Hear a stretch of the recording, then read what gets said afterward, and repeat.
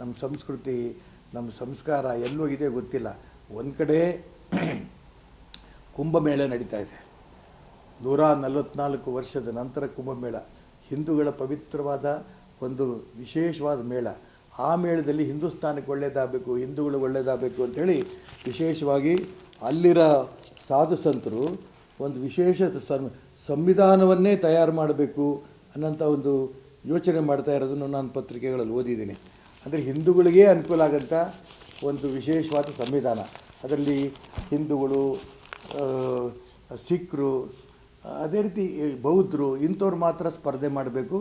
ಅಂಥವ್ರು ಮಾಡಿದಂಥ ಹಿಂದುತ್ವವನ್ನು ಉಳಿಸ್ಬೇಕು ಅನ್ನೋಂಥ ಒಂದು ವ್ಯವಸ್ಥೆ ಕುಂಭಮೇಳದಲ್ಲಿ ಸಾಧು ಸಂತರು ತೀರ್ಮಾನ ಮಾಡ್ತಾ ಇರೋಂಥ ಈ ಸಂದರ್ಭದಲ್ಲಿ ಒಂದು ಕಡೆ ಹಿಂದೂಗಳ ಆರಾಧ್ಯ ದೈವ ಗೋವನ್ನು, ಅದು ಗಬ್ಬದ ಹಸುಗಳನ್ನು ಕಡಿದು ಮುಂಚೆ ಫೋಟೋ ತೆಗೆದು ಡಿಮ್ಯಾಂಡ್ ಕ್ರಿಯೇಟ್ ಮಾಡಿ ಕಡಿದು ಅವ್ರಿಗೆ ಮಾರಾಟ ಮಾಡ್ತಾರೆ ಅಂತಂದರೆ ನಿಜಕ್ಕೂ ತುಂಬ ಅನ್ಯಾಯ. ತುಂಬ ನಾನು ಬದುಕೇನು ತುಂಬ ನೋವಾಯಿತು. ನಿಜಕ್ಕೂ ಕಣ್ಣೀರು ಬರುತ್ತೆ. ಏನು ಹೇಳಬೇಕು ಒಂದು ಅರ್ಥ ಆಗ್ತಿಲ್ಲ. ಇದನ್ನು ಜಮೀರ್ ಅಹ್ಮದ್ ಅವರು ಮುಖ್ಯಮಂತ್ರಿಗಳು, ಗೃಹ ಮಂತ್ರಿಗಳು, ಉಪಮುಖ್ಯಮಂತ್ರಿಗಳು ಅಲ್ಲಿ ಹೋಗಿ ಏನು ನಡೀತಾ ಇದೆ, ಇನ್ನೆಲ್ಲಲ್ಲಿ ಈ ರೀತಿ ಗಬ್ಬದ ಹಸುಗಳ ಫೋಟೋ ತೆಗೆದು ಇದ್ರ ಡಿಮ್ಯಾಂಡ್ ಕ್ರಿಯೇಟ್ ಮಾಡಿಕೊಂಡು ಕಡಿದು ಎಲ್ಲೆಲ್ಲಿ ಮಾರಾಟ ಮಾಡ್ತಿರೋ ನನಗಂತೂ ಗೊತ್ತಿಲ್ಲ. ಒಂದೇ ಇವತ್ತು ಹೊನ್ನಾವರದಲ್ಲಿ ನಡೆದಂಥ ಘಟನೆ ಬಗ್ಗೆ ಪ್ರಾರ್ಥನೆ ಮಾಡ್ತೇನೆ, ರಾಜ್ಯ ಸರ್ಕಾರ ಇಷ್ಟೊಂದು ಹಿಂದೂಗಳು ಅನ್ಯಾಯ ಮಾಡಬಾರ್ದು.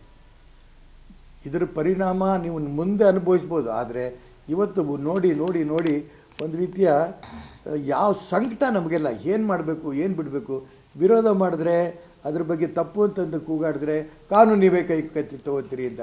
ಹಂಗಾದ್ರೆ ನಿಮ್ಮ ಪರ್ಮಿಷನ್ ತೊಗೊಂಡು ಗಬ್ಬದ ಹಸುಗಳನ್ನು ಲೈಸೆನ್ಸ್ ತೊಗೊಂಡು ಕಟ್ ಮಾಡ್ತಾ ಇದ್ದಾರಾ? ಲೈಸೆನ್ಸ್ ತೊಗೊಂಡು ಮಾರಾಟ ಮಾಡ್ತಿದ್ದಾರಾ?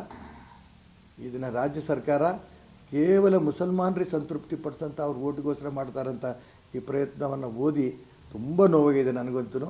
ದಯವಿಟ್ಟು ನಾನು ಮುಖ್ಯಮಂತ್ರಿಗಳಿಗೆ, ಗೃಹ ಮಂತ್ರಿಗಳಿಗೆ, ಜಮೀರ್ ಅಹ್ಮದ್ ಅವರಿಗೆ ಪ್ರಾರ್ಥನೆ ಮಾಡ್ತೇನೆ, ಈ ದಿಕ್ಕಿನಲ್ಲಿ ಗಮನ ಹರಿಸಿ ಗೋವಧೆನ ನಿಲ್ಲಿಸಿ ಗಬ್ಬದ ಹಸುನ ಕಡಿದು ಮಾರಾಟ ಮಾಡ್ತಿರೋದು, ಕೆಚ್ಚಲು ಕೊಯ್ತಾ ಇರೋದು, ಇದೆಲ್ಲ ನಮ್ಮ ಕಣ್ಣಿಂದ ನೋಡೋದಕ್ಕೆ ತುಂಬ ಬೇಸರ ಆಗ್ತಾಯಿದೆ, ತುಂಬ ನೋವಾಗ್ತಾಯಿದೆ, ಸಂಕಟ ಬರ್ತಿದೆ. ನಾವು ಬದುಕಿದ್ದು ಸತ್ತಂಗಾಗಿದೆ.